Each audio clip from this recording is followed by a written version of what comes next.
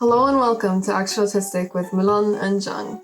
Today we're talking about autism and internet friends. There's a lot of things to say about this issue because we know that a lot of families are worried about that their kids are spending so much time on internet and maybe you don't really know what's going on and maybe you're worried that your kid won't have enough friends and that your kid will be isolated. As Mom mentioned, a lot of people can have a habit of not considering internet friends as real friends and thinking that they don't actually serve much of a purpose. But in reality, especially for autistic people, like the internet can be their safe haven a lot of the time. It's my safe haven. When I got my computer for the first time, I instantly got really hooked to the internet because everyone was so much nicer there. Because I knew what people were interested in and I could adapt a lot easier. When you're on the internet and you're chatting, you don't see the other person, so you have to be explicit about what you think and what you feel. You can't read other people's body languages or mimics, so you actually write it out instead. So at times you've been pretty isolated, Milan,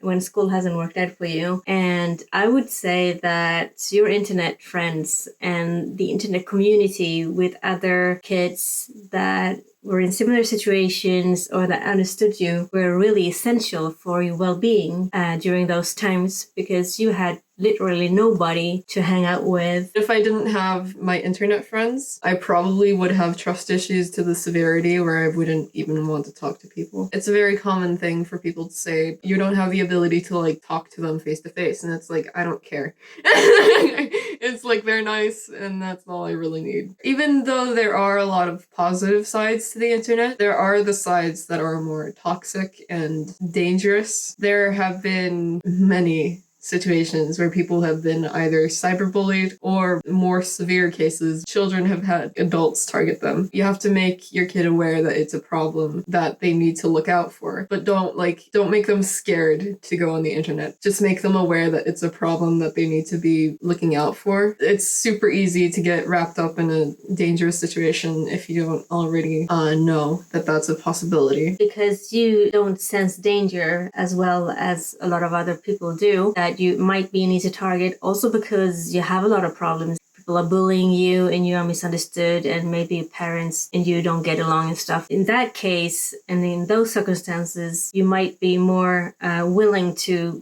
believe somebody that tells you that they think that you're special and that they understand you well and they want to help you out and stuff, and that can escalate into something that is not nice at all. Yeah, I feel my trust issues still have saved me from 99% of dangerous situations that I could have gotten into. So one bad part of the internet is, of course, the people that are trying to take advantage of kids. But then there's also a danger when it comes to communities where you share the same interest or you share the same experiences and somebody become really depressed and low and maybe try to harm themselves or even worse. And then what do you do? How can you help? Of course, you as a friend on the internet, you feel really strongly for that person and you want to help out. And me as a parent, what can I do to support? That actually happened to me with a friend. They had posted a pretty cryptic message that hinted toward them planning to do something. And so I started panicking and all of the entire friend group started panicking. And I ended up talking to Mom about it because I was asking her if I should call the police or something. You asked me for advice and I was sitting next to you and we were discussing the answers and what you should reply and so forth. But basically, because that's a really scary situation, so you don't want to be alone in it. Yeah. So being there together, I think, helped out a lot. And eventually it went okay. Yeah, there are people who reacted to that kind of scenario as in immediately breaking the relationship between the autistic person and the friend, which is a terrible idea. You can't do that because it's real friendship and it's not that the kid stopped worrying for his or her friend. Yeah, but you should do that after making sure that the friend is safe. There's a Swedish author called Caroline Engvall and she's been spending many years trying to raise awareness of internet, dangers with the internet. She has 3 really good advice, and the most important first advice is to be together and talk with each other. And we stress that in almost everything we talk about, that you need to communicate with each other, building a trustful relationship. You do that by being transparent and honest with each other. It's not like me as a parent, I can't start spying and demanding to read all the private chats, because I would never allow a friend of mine or somebody else to do that with me. It's not like the kid is a different species from you. They're going to have similar frustrations in the sense of maybe don't break their relationships. Yeah, and it's the same sense of integrity. There's a word for that kind of parenting, which is helicopter parenting. When you continuously pay attention to whatever the kid does. For one, it can cause them to become super, super good at hiding things, but also it can be a really huge hit to their mental health because they can't trust their parents anymore. We talk a lot about what you're doing on the internet and what your friends are doing on the internet. And we talk about the dangers. Like, I know that I sound like really old parent. You're like, yeah, mom, I know.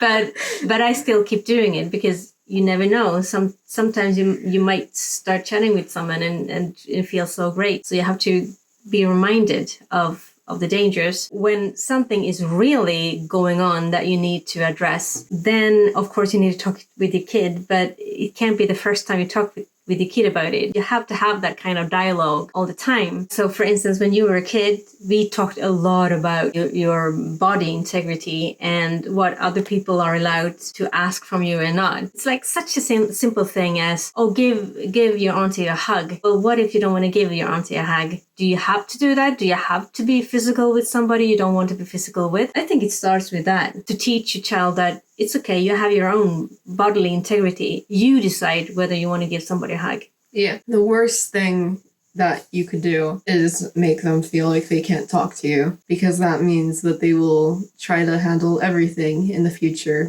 all by themselves, which is really unhealthy. I think the biggest warning sign that especially autistic people should look out for to see if they're being groomed is, have they ever told you that you're not allowed to tell your parents about it? Even in the slightest, have they ever had an argument with you? Or have they constantly adjusted to whatever you've been saying? Your ways of getting me to some degree go outside and like experience other things other than just the internet is that you still let me bring my phone with me and stuff. You take me to a restaurant or to go on a walk with Vida, but I always have the choice to bring my phone if I really feel like I need to. Goodbye and stay safe. Next time we're going to talk about how to save energy. Give me 5. Give me 5.